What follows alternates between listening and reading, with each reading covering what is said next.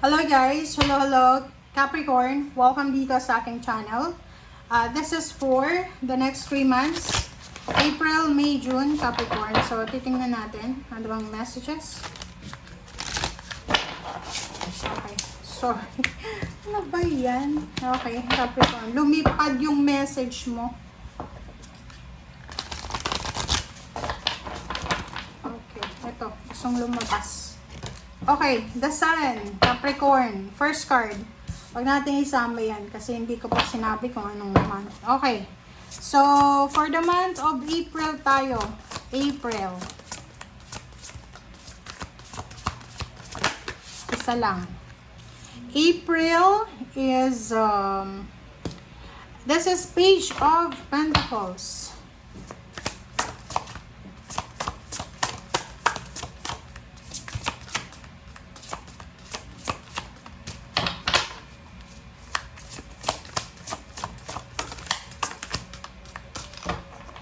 April.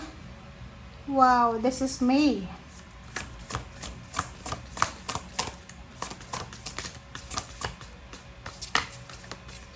Oops.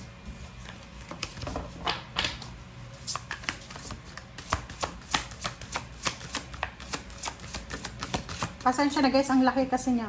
Tingnan mo. Hindi nga magkasya sa kamay ko. Ang sakit pa sa kamay. Okay. This is June. Okay. So, yung pinaka-message mo daw for the 3 months is the Sun. So, masaya ka. Yung mga Capricorn dito, April, May, June, nasa time ka para sa great joy and success daw. Okay? So, maraming mga unexpected magical opportunities na posibleng darating daw sa'yo. And kung ano man daw na plano mo sa buhay, it will work out perfectly. Depende sa kung ano yung gusto mo. Okay? So, sinasabi ng bara sa'yo na ang daming opportunities, possibilities na papasok sa buhay mo sa 3 months na yan. Tingnan natin. Yung April mo dito, sinasabi na if you are student or teacher, posibleng ikaw ay nagsa-summer class. Posibleng ikaw ay nag-a-apply ng trabaho. Or pwedeng ikaw ay makakatanggap, Capricorn, ng isang napakasayang balita tungkol sa iyong career, sa promotion, or scholarship. So, eto, na barahang ito, eto ay applicable, hindi sa lahat kasi halimbawa, wala ka namang balak mag-aral, or wala ka namang sa opisina. So, pwedeng hindi siya makaresonate sa'yo. Pero kung may anak ka, like yung anak mo, possible na makatanggap ng scholarship, or pwedeng yung anak mo ay magbabago siya ng career niya or magbabago siya ng course niya, parang ganun. So, if you are a Capricorn na teacher ka, student, or yung mga mahilig mag-aral, yung mga talagang gusto nila is magkaroon ng additional learnings palagi, ito ay resonated sa'yo. So, yung iba din sa inyo na like yung may trabaho na yung may trabaho na Capricorn, pagdating ng April, possible ka na ma-promote.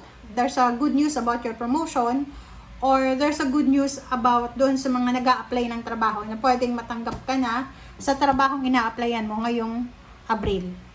And pagdating ng Mayo, this is a celebratory month para sa'yo. So, marami ka daw na rason para mag-celebrate. There's a wedding anniversaries, or pwedeng may ikakasal.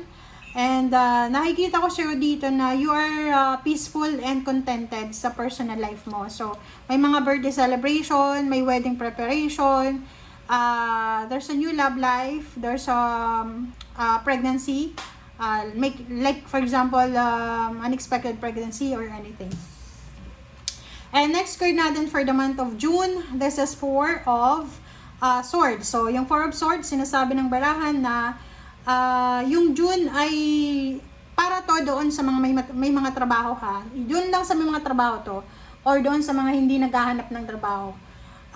Sinasabi ng barasa nyo na you need to rest. Okay? Pagdating ng June, lalo kung nakatira ka sa Europa or sa Amerika, yung iba magsisimula yung vacation, school vacation sa June or July or May. So, sinasabi ng barahan na pwedeng magbabakasyon ka or magre-retreat, parang ganon. So, or pwedeng magpapahinga.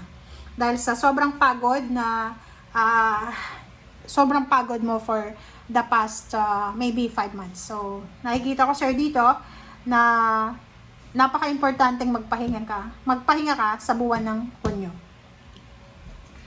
Alright, let's check. Capricorn.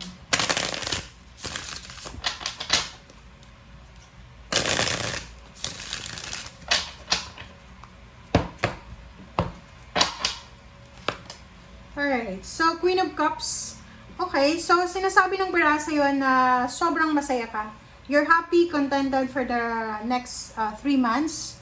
Wala kang masyadong stress, wala kang masyadong issue sa buhay.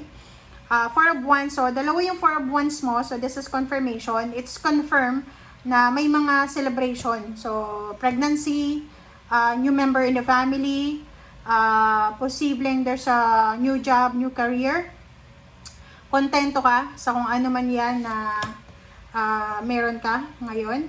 And King of Cups, Queen of Cups and King of Cups, sinasabi ng bara sa'yo dito na if you are happy, you need to stay away from negativity. Parang ganon. So, iwasan mong maging negative. Iwasan mo din maging toxic. Kasi minsan, di ba, ang daming issue sa mundo na kailangan natin na iwasan. So, sabi ng baraha dito, especially if you're pregnant or if you are happy, di ba? Pag happy ka, manatili ka lang sa happiness mo. Huwag ka nang maghanap ng rason para maging mas malungkot ka. Sa dinami-daming mga issue sa buong mundo ngayon, ang kailangan mo talaga sa happiness. So, if you achieve happiness, sabi ng baraha sa'yo, enjoy mo lang yan. Okay? Nakikita ko sa'yo dito yung iba, sobrang pagod na pagod kayo. Yun nga, pwedeng teacher ka or student ka na kailangan mo ng pahinga or yung may mga trabaho na dalawang trabaho everyday. Sinasabi ng bara sa'yo na this is the perfect timing, lalo na sa June na makapagpahinga, makapag-rest, makapag-isip.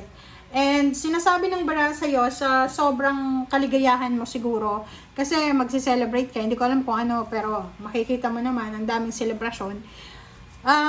Sinasabi ng bara sa'yo dito na mag-focus ka sa kung ano yung nagbibigay saya sa'yo. Umiwas sa stress, umiwas na ikaw yung gumawa ng stress. Kasi walang rason Parang sabi sa'yo dito ng dasan, wala kang dapat na ikalungkot, wala kang dapat na ikatoxic.